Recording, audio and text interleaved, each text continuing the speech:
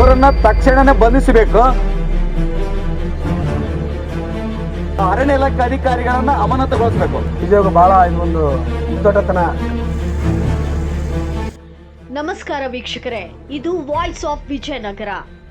ಹೂವಿನ ಹಡಗಲಿ ಪಟ್ಟಣದ ಸೋಗಿ ರಸ್ತೆಯ ಮೋದಿನೂರು ತಿರುವಿನ ಬಳಿ ನಡೆದಂಥ ಪರಿಸರ ದ್ರೋಹದ ವಿರುದ್ಧ ಈಗ ಹೋರಾಟದ ಕಿಚ್ಚು ಹತ್ತಿಕೊಂಡಿದೆ. 60 ವರ್ಷದ ಬೃಹತ್ ಮರಗಳನ್ನು ಅಕ್ರಮವಾಗಿ ಕಡಿದಿದ್ರೂ ಮೌನ ವಹಿಸಿರುವ ಅರಣ್ಯ ಇಲಾಖೆಯ ವಿರುದ್ಧ ರೈತ ಸಂಘಟನೆಗಳು ಮತ್ತು ಪರಿಸರ ಪ್ರೇಮಿಗಳು ಇಂದು ತಹಶೀಲ್ದಾರ್ ಅವರಿಗೆ ಬೃಹತ್ ಮನವಿ ಸಲ್ಲಿಸಿ ಸರ್ಕಾರಕ್ಕೆ ಎಚ್ಚರಿಕೆ ನೀಡಿದ್ದಾರೆ. ಸರ್, 24ನೇ ತಾರೀಕು ಫೆಬ್ರವರಿ ತಿಂಗಳಲ್ಲಿ ಇವತ್ತು ಸೋಗಿ ಸರ್ಕಲ್ನಲ್ಲಿ ಕನಿಷ್ಠ ಒಂದು 60 ವರ್ಷದ ಹಳೆಯ ಗಿಡಗಳು, ಕನಿಷ್ಠ ಏನಿಲ್ಲ ಅಂದರೆ ಇವತ್ತು ಬಾಯಿಲ ದನಗಳು ಅಲ್ಲಿಗೆ ವಿಶ್ರಾಂತಿ ತಗೊಂಥದ್ದು. ಸಾಕಷ್ಟು ಹೆಣ್ಣುಮಕ್ಕಳು ಆ ಏರಿಯಾದಲ್ಲಿ ಒಂದು ಸಿಟಿ ಬಸ್ ಸ್ಟ್ಯಾಂಡ್ ಕೂಡ ಇಲ್ಲ. ಅಂಥ ಸಂದರ್ಭದಲ್ಲಿ ಅಂಥ ಮರಗಳಲ್ಲಿ ಸಣ್ಣ ಪುಟ್ಟ ಮಕ್ಕಳನ್ನು ಎತ್ತಿಕೊಂಡು ಸೋಗಿ ಕಡೆ ಹೋಗಿರ್ಬೋದು, ಇಟಗಿ ಭಾಗ ಕಡೆ ಹೋಗ್ತಕ್ಕಂಥ ಅಷ್ಟು ಸಾರ್ವಜನಿಕರಲ್ಲಿ ಕುಂತು ವಿಶ್ರಾಂತಿ ತಗೊಂಡು ಹೋಗ್ತಾ ಇದ್ದು. ಇಂಥ ಸಂದರ್ಭದಲ್ಲಿ ಒಬ್ಬ ಅಮಾಯಕರು ಆಮೇಲೆ ಕಡೆಗೆ ಏನೋ ದುಷ್ಟಕರ್ಮಿಗಳು ಅದನ್ನು ಮರಗಳನ್ನು ಕಡಿದಿದ್ದಾರೆ. ಅವರನ್ನು ತಕ್ಷಣನೇ ಬಂಧಿಸಬೇಕು. ಅರಣ್ಯ ಇಲಾಖೆ ಅಧಿಕಾರಿಗಳನ್ನು ಅಮಾನತುಗೊಳಿಸಬೇಕು. ಇಲ್ಲವಾದರೆ ಇವತ್ತು ಯಾವಾರ ಸೋಮವಾರ ಅಷ್ಟೊತ್ತಿಗೆ ಅವರನ್ನು ಶಿಸ್ತು ಕ್ರಮ ತೆಗೆದೇ ಹೋದರೆ ನಾವು ಅನಿರ್ದಿಷ್ಟ ಅವಧಿ ಮರ ಎಲ್ಲಿ ಕಡಿದ ಅದೇ ಜಾಗದಲ್ಲಿ ಅನಿರ್ದಿಷ್ಟ ಅವಧಿಯನ್ನು ಉಪವಾಸ ಸತ್ಯಾಗ್ರಹಗಳನ್ನು ಮಾಡ್ತಾ ಇದೀವಿ. ಆನಂತರ ಇವತ್ತು ನನಗೆ ಸಾಕಷ್ಟು ಫೋನ್ಗಳು ಬರ್ತಾ ಇದಾವೆ.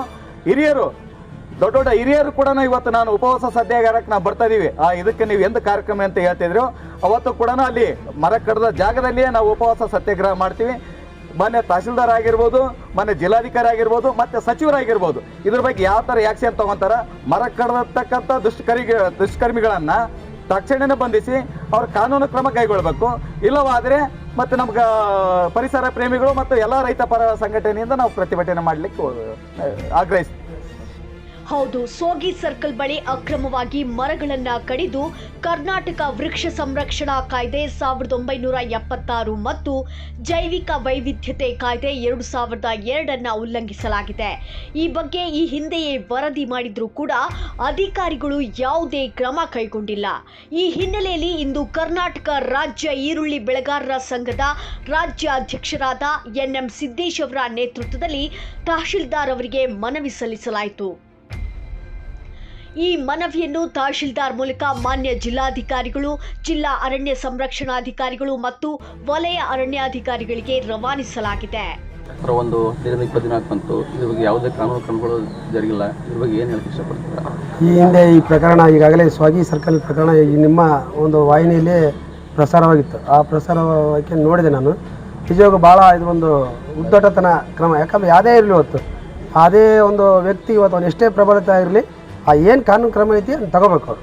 ಹಾಗಾಗಿ ನಾವು ನಮ್ಮ ಮಲ್ಲಿಗೆ ಯೋಗ ಚಾರಿಟಬಲ್ ಟ್ರಸ್ಟ್ ವತಿಯಿಂದ ಸುಮಾರು ಪ್ರತಿ ವರ್ಷ ಯೋಗ ಡೇ ದಿನ ಸುಮಾರು 200ರಿಂದ 250 ಗಿಡ ನಾವು ಎಲ್ಲ ಇಲಾಖೆ ವಾರದಿಂದ ನಾವು ಅಲ್ಲಿ ಗಿಡ ನೆಟ್ಟಿದ್ದೀವಿ. ಇವತ್ತು ಬೃಹತ್ ಆಕಾರದಲ್ಲಿ ಇವತ್ತು ಒಂದು ಪರಿಸರ ಜಾಗೃತಿ ಕಾರ್ಯಕ್ರಮವನ್ನು ನಾವು ಮಾಡಿದ್ದೀವಿ. ಈಗ ನಮಗೆ ನೋವಾಗ್ತದೆ ಈ ಒಂದು ಘಟನೆ ನೋಡಿದಪ್ಪ ಅಂದರೆ ಅಧಿಕಾರಿಗಳು ಸುಮ್ಮನೆ ಕೂತಾರಪ್ಪ ಅಂದರೆ ಇವತ್ತು ನಿಜವಾಗಿ ನಮ್ಮ ಸಿದ್ದೇಶ್ ಅವರು ಹೇಳಿದಂಗೆ ಶಿಸ್ತಿನ ಕ್ರಮ ಯಾರೇ ಇರಲಿ ಅವರು ಶಿಸ್ತಿನ ಕ್ರಮ ತಗೊಳ್ಳಂತೇಳಿ ಈ ಮೂಲಕ ನಾನು ಆಗ್ರಹಪಡಿಸ್ತೀನಿ. 20ರಿಂದ 25 ದಿನ ಬಂತು, ಇದುವರೆಗೆ ನಿಮ್ಮ ಗಮನಕ್ಕೆ ಬಂದಿಲ್ವಾ ಈ ವಿಚಾರ? ಇಲ್ಲ, ಇದುವರೆಗೆ ನಮಗೆ ಇದ್ರ ಬಗ್ಗೆ ಗಮನಕ್ಕೆ ಇದ್ದಿಲ್ಲ. ಬಟ್ ಇವಾಗ ಇವರು ಕರ್ನಾಟಕ ರಾಜ್ಯ ಈರುಳ್ಳಿ ಬೆಳೆಗಾರ ಸಂಘದಿಂದ ಈ ಮುದಿನೂರು ರಸ್ತೆ ಸೋಗಿ ಸರ್ಕಲ್ ಹತ್ರ ಏನು 2 ಮರಗಳು ಕಡಿದಿರೋ ಬಗ್ಗೆ ಏನು ಗಮನಕ್ಕೆ ತಂದಿದ್ದಾರೆ. ಇದ್ರ ಬಗ್ಗೆ ನಾನು ಮಾನ್ಯ ತಹಶೀಲ್ದಾರ್ ಗಮನಕ್ಕೆ ತಂದು ಆಮೇಲೆ ಜಿಲ್ಲಾಧಿಕಾರಿಗಳಿಗೂ ಗಮನಕ್ಕೆ ತಂದು ಅರಣ್ಯ ಇಲಾಖೆ ಜೊತೆ ಚರ್ಚಿಸಿ ಇದು ನಿಯಮಾನುಸಾರ ಏನು ಕ್ರಮ ಕೈಗೊಳ್ಳಬೇಕು ಅದು ಕ್ರಮ. 60 ವರ್ಷಗಳು ಹಳೆ ಮರಗಳು ಸರ್. ಇವು ಆಲ್ರೆಡಿ ನಮ್ಮ ಸುದ್ದಿವನಲ್ಲಿ ನಾವು ಬಿಚ್ಚಿದ್ವಿ. ಬಟ್ ಇದಕ್ಕೆ ಯಾವುದೇ ಥರದ ಒಂದು ಕಾನೂನು ಕ್ರಮ ಜರುಗೊಂಡಿಲ್ಲ ಅಧಿಕಾರಿಗಳು. ಇಲ್ಲ, ಅದೇ ಸರ್ ಗಮನಕ್ಕೆ ತಂದು ಅವರಿಂದ ಏನು ಕ್ರಮ ತಗೋಬೇಕು ಅದ್ರ ಬಗ್ಗೆ ನಾವು ಚರ್ಚಿಸಿ ಮುಂದಿನ ಕ್ರಮ ತಗೊಳ್ತೀವಿ, ನಿಯಮಾನುಸಾರ ತಗೊಳ್ತೀವಿ. Thank you sir. ಇವರ ಮುಖ್ಯ ಬೇಡಿಕೆಗಳು: ಮರ ಕಡಿದ ಭ್ರಷ್ಟರ ವಿರುದ್ಧ ಕೂಡಲೇ FIR ದಾಖಲಿಸಬೇಕು, ಕರ್ತವ್ಯ ಲೋಪ ಎಸಗಿದ ಹೂವಿನ ಹಡಗಲಿ ವಲಯ ಅರಣ್ಯಾಧಿಕಾರಿಗಳನ್ನು ತಕ್ಷಣವೇ ಅಮಾನತುಗೊಳಿಸಬೇಕು, ಮರಗಳ ದಿಮ್ಮಿಗಳನ್ನು ಜಪ್ತಿ ಮಾಡಿ ಪರಿಸರ ವ್ಯವಸ್ಥೆಗೆ ಹಾನಿ ಮಾಡಿದವರ ಮೇಲೆ ಕಠಿಣ ಕ್ರಮ ಜರುಗಿಸಬೇಕು.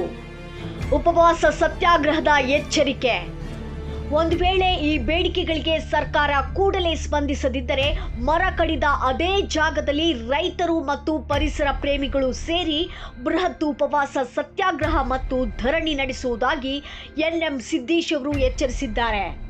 ಈ ಸಂದರ್ಭದಲ್ಲಿ ಸಂಘದ ಸುರೇಶ್ ಎಂ, ಮಲ್ಲಿಗೆ ಚಾರಿಟೇಬಲ್ ಟ್ರಸ್ಟ್ನ Kodihalli Kotresh, Gurubasavaraj K, M Ravindra, Vijay Kumar LK, H Lokesh ಹಾಗೂ ಅನೇಕ ಗಣ್ಯರು ಉಪಸ್ಥಿತರಿದ್ದರು. ಇದು ವಾಯ್ಸ್ ಆಫ್ ವಿಜಯನಗರ ಹೂವಿನ ಹಡಗಲಿ.